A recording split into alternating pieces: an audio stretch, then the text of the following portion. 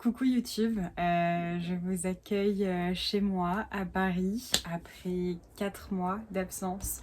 J'ai pas du tout préparé cette vidéo, je sais pas du tout, ça va partir peut-être dans tous les sens en cacahuète. Il y aura très peu de montage, c'est juste moi qui vais vous faire un petit update de la situation après 4 mois.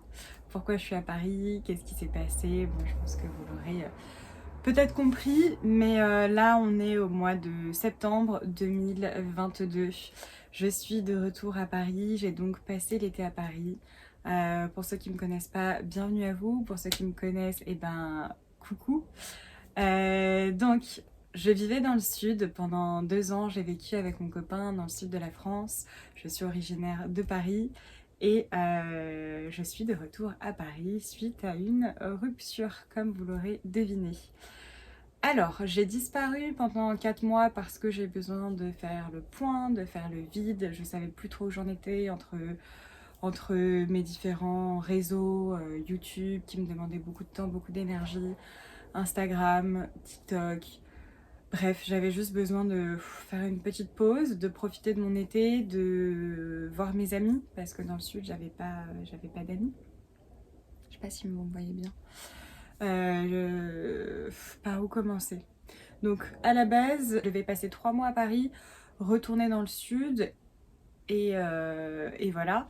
Et donc j'ai passé 3 mois à Paris, je suis retournée dans le sud et finalement ça s'est pas très bien passé.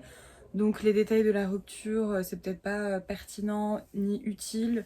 On s'est pas quitté en mauvais termes, on s'aime toujours, il y a beaucoup d'amour.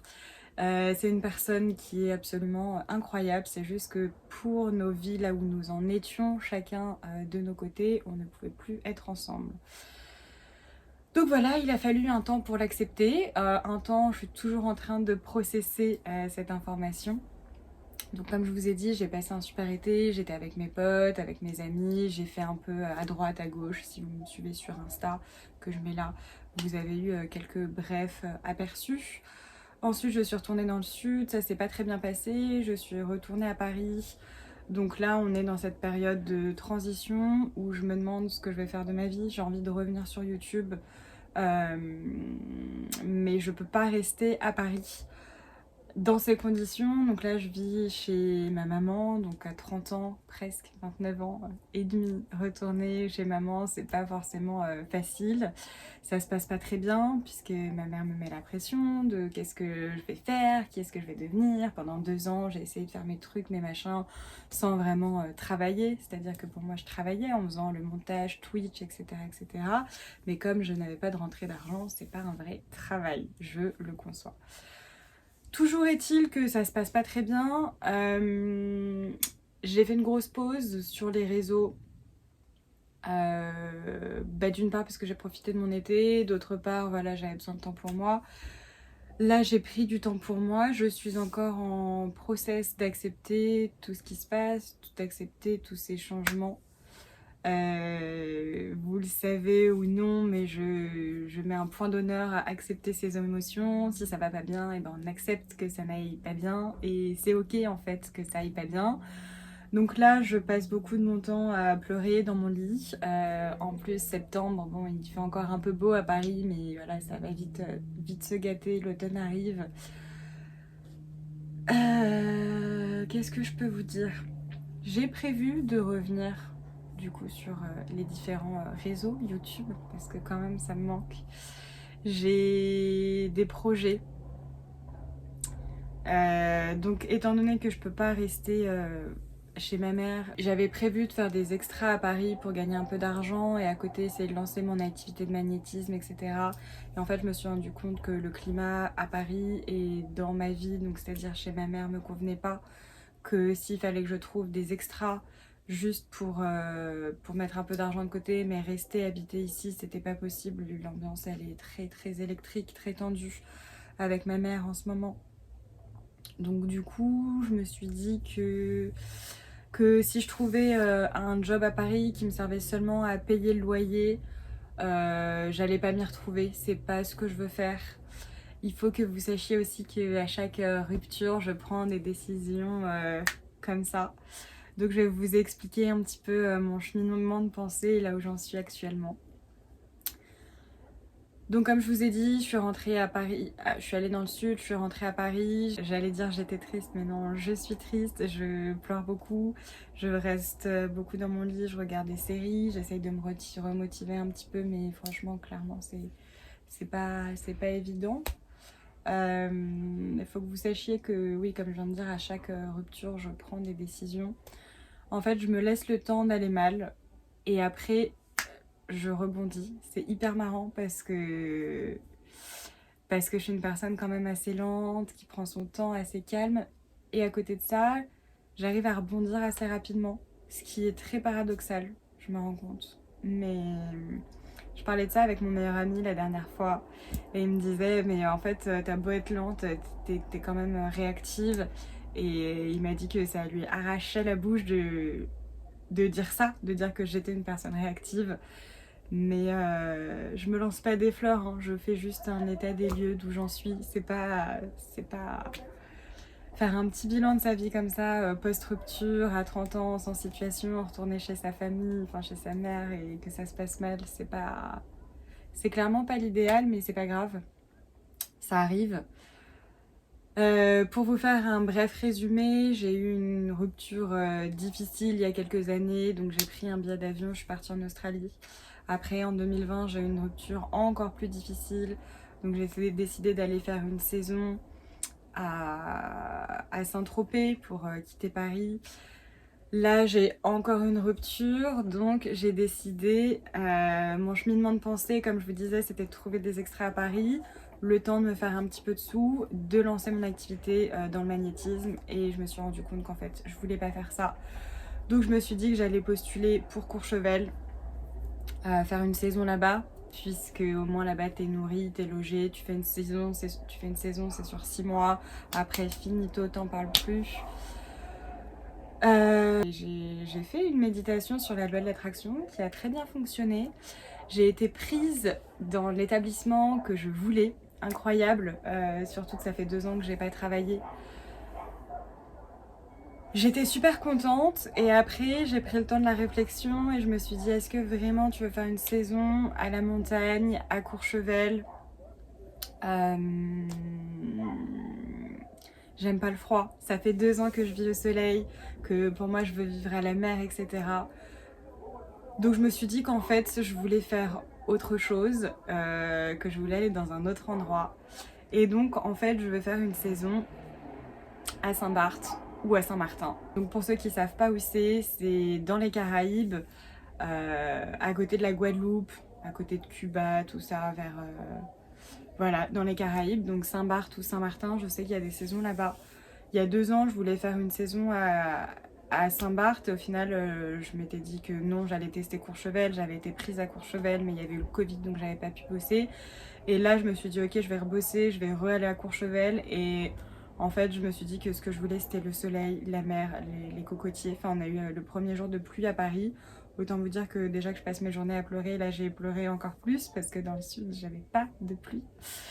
Et j'ai l'impression que ça fait hyper capricieux ce que je suis en train de dire, mais c'est vraiment mes ressentis à l'instant T. Et donc en fait, je voulais... Donc j'ai postulé à Courchevel en me disant Saint-Barth ou Saint-Martin, ça serait cool. Et après, je me suis dit que j'avais pas le profil, que personne n'allait vouloir de moi et que à Courchevel, on m'avait déjà proposé plusieurs postes, dont le poste que je voulais, et donc c'était quand même plus safe. Et en fait, j'ai décidé que non, moi ce que je veux, c'est aller au soleil, faire une saison à la mer et au soleil. Donc je vois pas pourquoi ça marcherait pas, je sais pas pourquoi à chaque fois je me rabaisse en me disant que cet endroit-là il est trop bien ou cette chose-là est trop bien. Donc j'ai décidé de tout envoyer valser et ça fait quelques jours que je fais des candidatures pour Saint-Barth ou Saint-Martin. Voilà, vous savez à peu près tout. Je sais pas ce que je suis en train de faire. En fait, j'ai l'impression de sombrer et d'essayer de quitter le navire avant que ça soit complètement le naufrage du Titanic. J'ai beaucoup de projets, notamment revenir sur YouTube. J'ai pensé à lancer une chaîne d'ASMR, mais en termes de temps, je sais pas si j'aurai suffisamment de temps pour tout faire. Et là, pour être totalement honnête et transparente avec vous, je suis dans une période où un jour, j'ai plein d'idées, plein de projets, je me relève, je suis grave au taquet, je me dis ok je vais faire ça, ça, ça. Les ruptures c'est toujours le bon moment pour repartir à zéro, etc. Et après il y a d'autres journées où je suis allongée dans mon lit, alors je vous dirais bien en mangeant un énorme pot de glace, sauf que j'aime pas la glace. Donc voilà, il y a des journées où je grignote toute la journée, je suis super triste, je pleure, je regarde des séries. Il y a des journées où j'ai plus du tout d'appétit, je mange une fois par jour, ce qui ne m'arrive absolument jamais, j'ai toujours un appétit de monstre.